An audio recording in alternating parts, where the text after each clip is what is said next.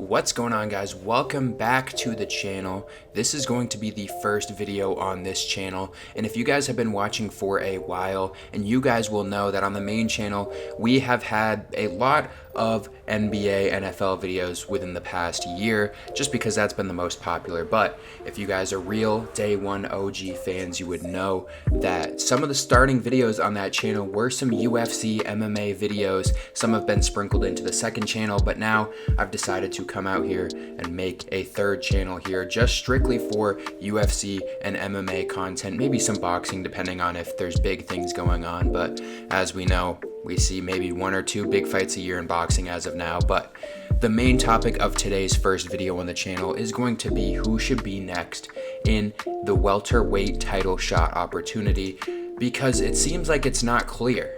It seems like we were going to see Shavkat Rakhmonov get the title shot, and I didn't think there was anyone else really in the picture, but now it seems like there's people calling for Kamaru Usman. Is this all really just a smokescreen? What's really going on? But obviously Shavkat himself gave his thoughts. He said that it's pretty clear that he should get the next title shot. 18-0 with 100% finishes in his fights, or 0-3 in his last 3 fights. I think there should be no question who fights next for the title. Obviously, talking about himself, 18-0, and Kamaru Usman 0-13. Now, Shavkat in his past few fights, as we can see, his title opportunity came from beating Stephen Thompson, who's 41 years old, whatever it is right now. And yes, he did finish him in the second round by submission. Obviously, throughout his whole UFC career, he's pretty much finished almost everyone by submission at this point. Only one knockout, and it seems like a lot of people kind of have him as a guy where he's a big striking guy, and obviously he has a lot of striking ability and he can go out there and prove it. But from what we've seen, I mean, in his UFC career, obviously if you look back before the UFC, he has a lot of knockout victories, but he really is a submission specialist in the MMA so far, and I think he can get a lot of knockout opportunities within the next few fights. But the guys that he's been fighting, it's been easier for him to get submissions, so that's why he's got those decisions. He hasn't gone to decision. That's why he's got all these wins so far under his belt, and obviously not going the distance. So a fight against a guy like Belal Muhammed may scare me a little bit if I'm a Shavkat fan.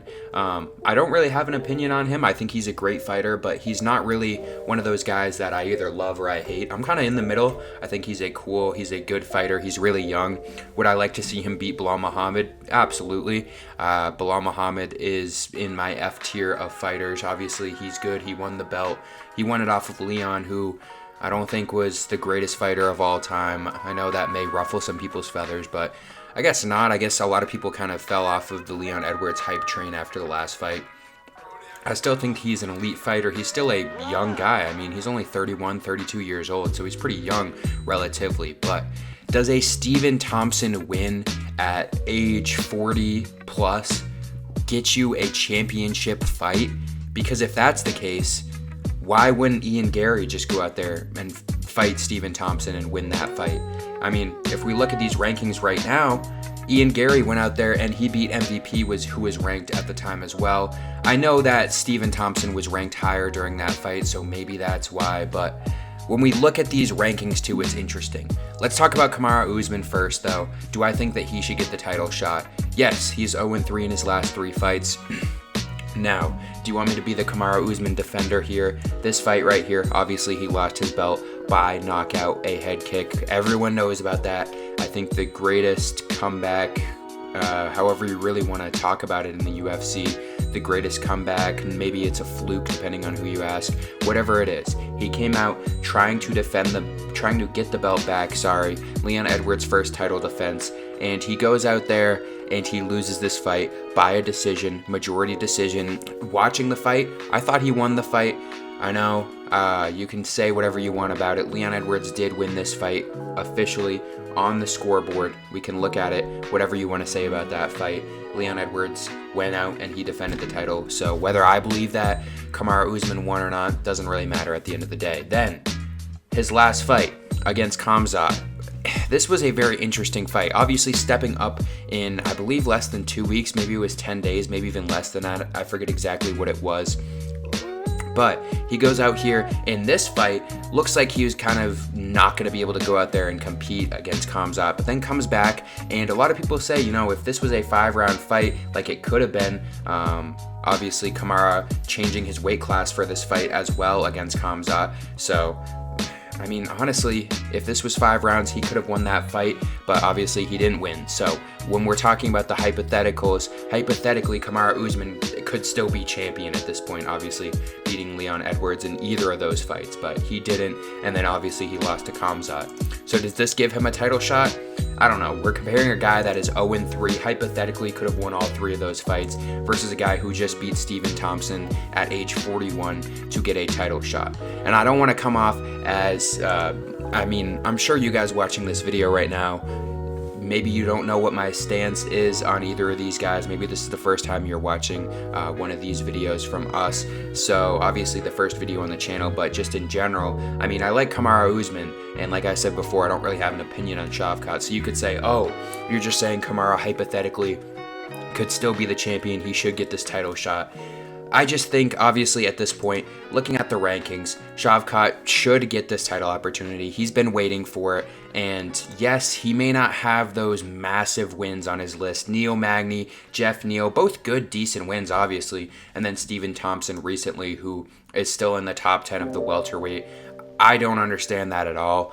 I think my problem with Shavkat getting a title shot after beating Stephen Thompson is more due to the fact that I don't think he should be up there in general. Yes, he beat Kevin Holland. I know that happened.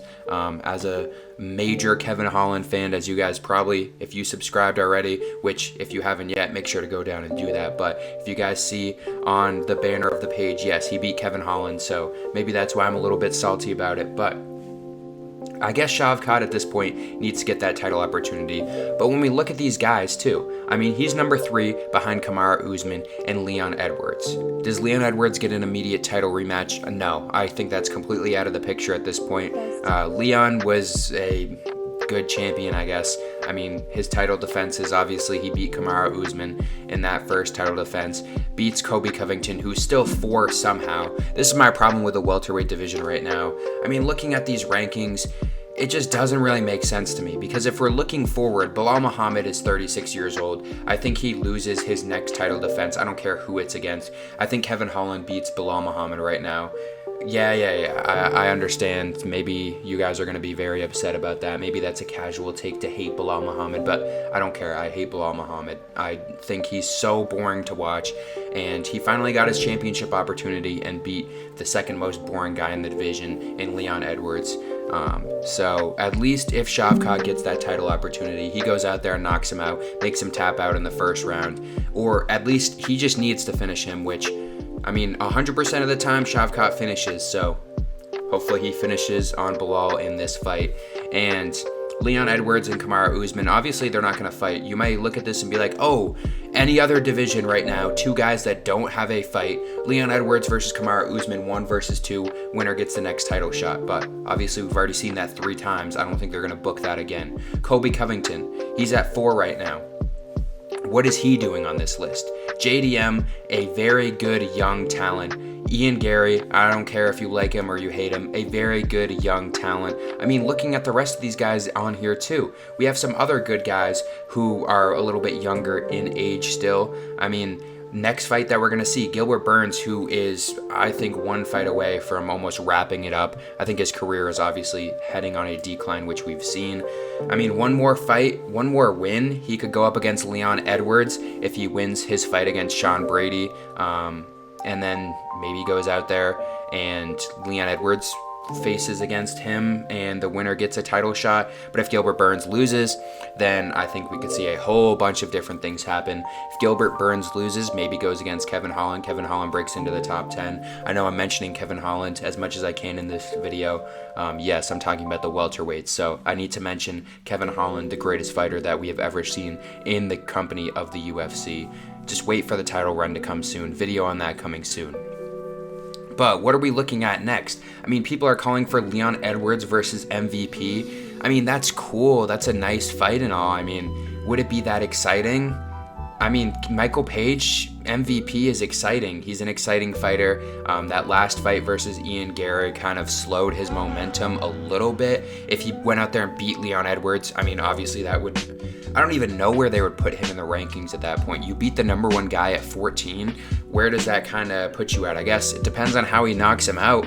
Hypothetically, if he knocks him out, if it goes by decision, maybe it's a little different. If it's a boring fight, who knows where they rank him. But hypothetically, if he finishes Leon Edwards within 3 rounds, I guess, I don't know. It depends on what we see. If it's a 3 or a 5 round fight, wherever it is on the card, I assume it would be a featured fight on one of these cards. Maybe they make it a 5 round fight. If it's, I don't know, who knows, probably a 3 round fight, but it's not like it's gonna headline a fight night. Leon Edwards versus Michael Page obviously means a lot more than just being a fight night main event. But instead of rambling, yes, I think Shavkat should get the next title opportunity. Yes, I think Kamaru Usman should get at least one more title opportunity before his career is done. Does that mean that he has to go out there and maybe fight someone lower on this list? Potentially. What does Ian Gary do next? What do we see from Ian Gary? Shavkat versus JDM for the number 1 title opportunity was my wish list fight. I'm a big JDM fan, and I think him versus Shavkat could have been a fantastic fight. The winner gets Belal Muhammed, depending on how long Belal wants to be out. If Belal wants to fight before the end of this year, just give him Shavkat if they're both ready, and I think that's a perfect plan. But where does that put the rest of these guys? Does Ian Gary still look for that Kobe fight? If he does, would that make him the number 1 contender? I mean, there's a lot of questions. If Gilbert Burns wins, does he go back up into the top 5? And whose spot would he take? Is he going to take Colby Covington's spot? Colby Covington, basically what we need to see is we need to see Leon Edwards fight someone. Who is he going to fight? I don't know. Kamaru Usman needs to fight someone. Are they going to wait for him to get a title opportunity after, depending on if Shavkat beats Belal? Would they do Shavkat versus Usman? I think that could be an interesting fight to look at. Colby Covington, what's he going to do? Is he going to go against Ian Gary again? Does the winner of that get a title opportunity? This is what I'm saying. There's a lot of interesting opportunities within this welterweight class right now, and there's obviously a lot of good guys under this too, outside of the top 15. Welterweight and middleweight, we see a lot of guys move up and down until they finally find where they kind of sit at. Khamzat here is a very interesting guy too as well. Obviously, Leon moving up to fight him and losing in that fight, but Khamzat in the middleweight division, another interesting guy because he wins that next fight and he's probably going to fight against Dricus du Plessis for the title. Obviously, Sean Strickland might get that, but that's another video for another day. But just an interesting thing to look at too, because there are middleweights that go down to welterweight, welterweights that go down up to middleweight. It's kind of, there's a bit, I would say between these 2 weight classes, we see a good amount of flow. Between flyweight and bantamweight, there's a good amount. I mean, obviously there's a good amount of flow between a lot of weight classes, but I feel like welterweight and middleweight, in my opinion, I feel like we see a lot of guys move up and down all the time, but there's a lot of good prospects in welterweight. But yes, I think as of right now, as of today, as of this recording, I think Shavkat Rakhmonov gets the next title opportunity. Outside of that, we don't really have too many fights that are scheduled right now within these top guys. Obviously, Leon just lost. Kamaru Usman is trying to fight his way into that title shot. Maybe he'll ask Uncle Dana to give him another title shot. Shavkat has been waiting for a little while now. Obviously, that Stephen Thompson fight, December 16th of last year. So it could be almost, I mean, today's August 24th. Depending on how long Belal's out, 5-round fight. He didn't take that much damage, but still 5 rounds, so he's going to be out for a little while. If he wants to fight in December, that's a full year off for Shavkat. So, interesting. Colby Covington, I don't even know. I mean, he just needs to retire at this point. If he wants to fight Ian Gary to give Ian Gary a win and get him into the top 5, then that's cool. But we could also just see Colby Covington just do what he loves to do and just go out there and completely wrestle and grapple with Ian Gary the whole time and test that and somehow magically pull out a win, get another title fight, and then just absolutely come out and not even fight at all like we saw against Leon. But there's a lot of guys in here. Shavkat gets the next title defense, but after that, just wait on it. Kevin Holland's going up there to beat whoever is the champion within the next year and a half, so make sure you write that down. And like I said, if you guys haven't gone down there and subscribed yet, I'm gonna try to get maybe daily videos up here, at least a few a week. I mean, even if they're just videos like this where I'm going on and ranting about things that happen in the UFC. Hopefully you guys like it, and if you